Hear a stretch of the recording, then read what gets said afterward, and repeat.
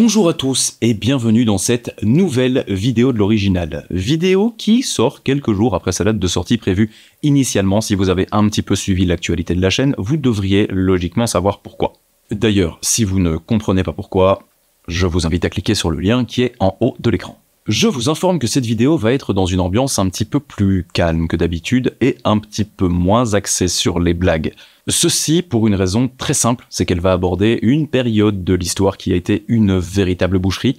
Je veux parler de la Première Guerre mondiale, chose que je n'aimerais évidemment revivre pour rien au monde. Vladimir, calme-toi. Nous sommes en 1914, et qui dit 1914 dit première année de la Première Guerre mondiale. Notre histoire se déroule à Lebec, dans les Flandres orientales, et un soldat qui n'est autre que l'un de mes anciens compatriotes, nommé Optasius Boyssens, se trouve sur le front en date du 26 septembre 1914. L'Allemagne avait lancé l'assaut sur la Belgique en date du 4 août 1914. Inutile donc de vous préciser que nous ne sommes pas dans la phase la plus apaisée du conflit, puisque celui-ci vient de démarrer. Optasius se déplace sur la ligne de front, mais il a oublié un détail qui va lui coûter très cher. Il a les poches pleines de petites bricoles. Et les bricoles, quand on court, eh bien ça fait du bruit. Le soldat, en se déplaçant, va attirer malgré lui l'oreille d'un groupe de soldats allemands cantonnés non loin de là.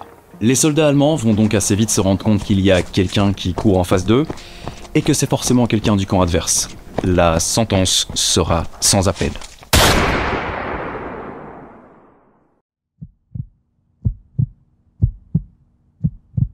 Optasius se prend une balle en plein torse et s'effondre. Le gars en face a particulièrement bien visé. Mais Optasius, au-delà du choc, se rend compte qu'il n'a pas de douleur particulière. Cependant, le plus malin est sans doute pour l'instant de rester au sol. Les ennemis s'approchent alors du corps immobile du soldat et ils iront jusqu'à lui filer des coups de pied dans la tête pour vérifier qu'ils ont bien fait le job. Notre combattant est malgré tout bien conscient, donc il assiste à la scène, aux premières loges, tout en feignant la mort, car il est en fait absolument indemne. Les soldats allemands finissent par s'éloigner, et Optasius, après avoir attendu quelques instants, pourra enfin se relever et finalement battre en retraite. Comment cela se fait donc que notre soldat belge, un petit peu trop imprudent pour le coup, ait pu encaisser à quelques mètres l'impact d'une balle d'un calibre de guerre et s'en sortir sans la moindre blessure ? Je ne vous ai volontairement pour l'instant pas détaillé les objets que Optasius promenait dans sa poche. Tout ce qu'il faut en retenir, c'est qu'il avait sur lui un total de 6 pièces en argent 900 millièmes, et plus précisément 3 pièces de 5 francs belges et 3 pièces de 5 francs français. D'ailleurs, si vous voulez en savoir un petit peu plus sur ces pièces, je vous invite à jeter un œil à la vidéo que j'ai faite sur l'application CoinSnap, vidéo où j'en profite pour expliquer pas mal de choses sur ces pièces et digresser un petit peu sur la numismatique. Les pièces de monnaie qui ont partiellement créé ce tragique événement de par le tintement qu'elles faisaient lorsque notre soldat se déplaçait, viennent également et paradoxalement de lui sauver la vie. Mais avant de vous montrer l'effet de la balle sur les fameuses pièces de monnaie, je me dois de vous apporter un rien de contexte afin que vous compreniez bien la puissance du coup de feu qu'a encaissé notre soldat belge. Ceci est un pointeau de bijouterie. Alors pour les plus fidèles de la chaîne, vous savez certainement ce que c'est, mais pour les plus novices parmi vous, je me dois de faire un petit rafraîchissement. Le pointeau est un outil composé d'un acier extrêmement résistant et ce dernier est également extrêmement pointu. Son rôle étant de faire une marque par pénétration partielle du métal pour le préparer à un forage. Forcément, la marque ne se fait pas toute seule, mais il vous faudra un marteau afin d'envoyer un impact permettant de créer cette fameuse marque sur le métal. Je pense que je n'ai pas besoin de vous l'expliquer, mais un coup de marteau sur le doigt, ça fait très mal. Et ceci est lié à une raison très simple, c'est la cinétique que l'on y met et qui s'applique à la masse, et qui finalement, par impact, va se répercuter sur la pointe de notre pointeau de manière exponentielle. Bref, histoire de visualiser l'effet que peut avoir une balle sur une cage thoracique, je vous propose de regarder l'impact de notre pointeau, qui sera la balle du jour, sur une côte qui se rapproche plus ou moins de celle de l'être humain, j'ai nommé la côte de porc. Et je vous rassure, les côtes de porc seront consommées par mes soins après l'expérience, bien entendu. N'en déplaise à nos amis végétariens.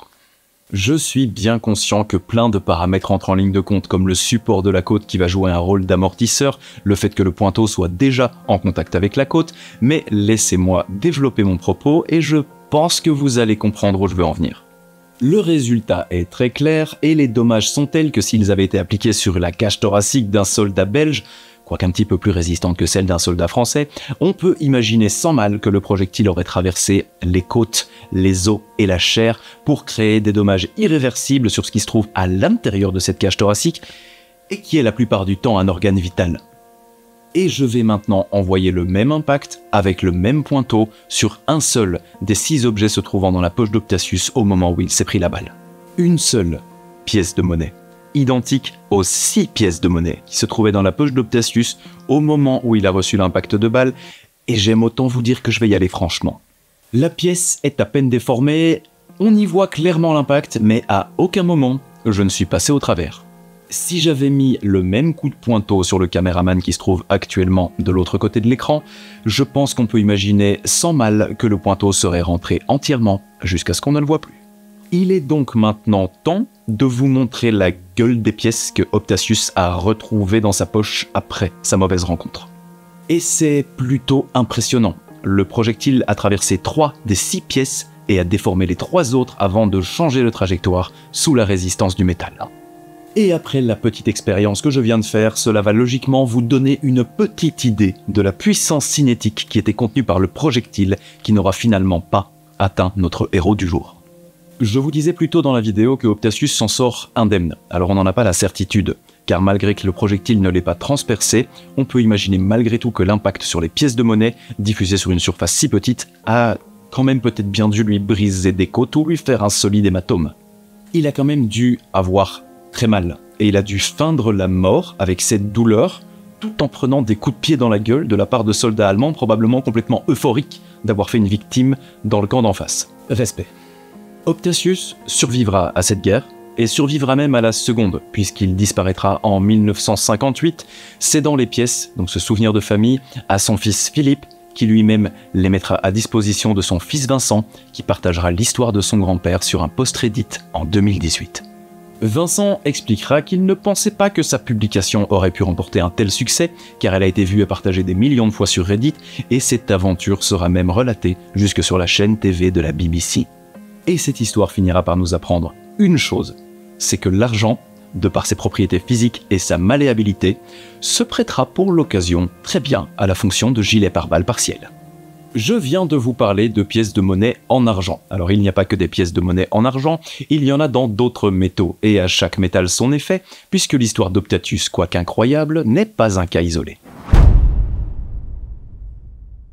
Autre année, autre région, quoique pas très éloignée, autre histoire, mais même faction et même conflit. Voici John Trickett, soldat anglais né en 1899 et se retrouvant sur le même front de guerre que notre précédent intervenant, mais pas à la même époque puisque nous sommes en 1917. John est alors âgé de 18 ans et il est sur la ligne de front depuis déjà quelques mois.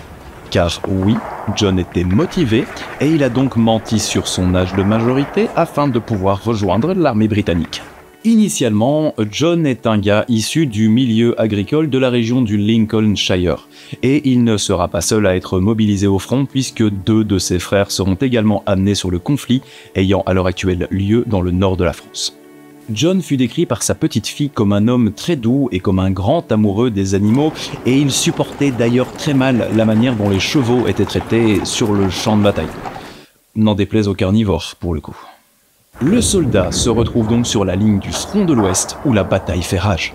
Il avait sur lui une pièce d'un penny placée dans la poche pectorale de sa veste militaire. Il était de coutume par les combattants anglais de conserver sur eux un objet à l'effigie de la reine pour leur porter chance et de garder également un élément national du côté gauche près de l'organe censé gérer nos sentiments, c'est-à-dire le cœur. Et je peux vous dire que la superstition n'aura jamais aussi bien fait les choses. Lors d'un assaut, John va encaisser un tir allemand, sauf que le projectile germanique n'atteindra pas sa cible. Enfin si, il va l'atteindre mais pas de la manière prévue. Nous parlons ici d'un calibre un petit peu plus léger, qui tire des projectiles certes, mais pas assez puissants pour transpercer la pièce de monnaie que John conservait dans sa poche. Cependant, le projectile se verra quand même ricocher sur la pièce, pour finalement rentrer dans le nez de John.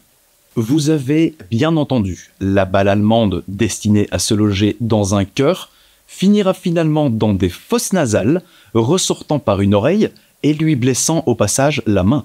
La configuration est très étrange, je vous l'accorde. Maintenant, je suis quand même relativement mal placé pour savoir le type de gestuelle que l'on va avoir avec ses mains lorsque l'on se fait tirer dessus. On peut aisément imaginer que dans un réflexe de protection, le soldat britannique a ramené ses mains près de son visage, provoquant une blessure sur deux zones qui sont initialement très difficiles à toucher ensemble. John Trickett survivra finalement à cet incident avec pour seule conséquence une surdité et des pertes d'équilibre. On imagine que c'est quand même mieux d'y laisser la vie. Il sera finalement démobilisé suite à sa blessure en date du 7 septembre 1918 et quelques jours après cette date, le conflit prendra fin. Les deux frères de John n'auront malheureusement pas cette chance car John sera en effet le seul et unique survivant de la fratrie. Quelque temps après la fin du conflit, John, de retour au pays, se mariera avec une certaine Clémentine et il continuera en quelque sorte l'effort de guerre puisqu'ils auront ensemble la bagatelle de 8 enfants. De retour dans sa campagne natale, il y passera une fin de vie bien plus heureuse que celle sur le front de l'Ouest qui a failli lui coûter la vie. Et John survivra également à la Seconde Guerre mondiale puisqu'il nous quittera en 1962. Au moment de sa mort, l'une de ses petites filles a 6 ans. Et c'est grâce à elle que j'ai pu aujourd'hui vous raconter cette histoire. Maureen Coulson, âgée aujourd'hui de presque 70 ans, s'est en effet décidée à se séparer d'un morceau de son histoire familiale ainsi que des effets personnels de son grand-père. Les objets de service ayant appartenu à John ont été mis en vente en date du 22 mars 2019 dans une salle de vente anglaise nommée Hanson Auctioneers. Le petit lot d'effets personnels de John était initialement estimé entre 100 et 200 livres sterling et il sera finalement adjugé pour la somme de 4600 livres sterling, soit 5350 € à l'époque. Et clairement, je pense qu'on peut dire que c'est la rareté de ce type de pièces de monnaie qui a poussé les enchères vers les sommets.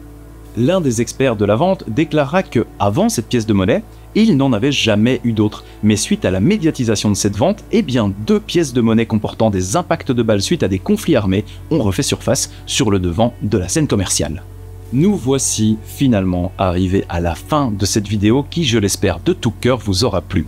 Si c'est le cas, je vous invite à me le faire savoir en me récompensant via le bouton des pouces.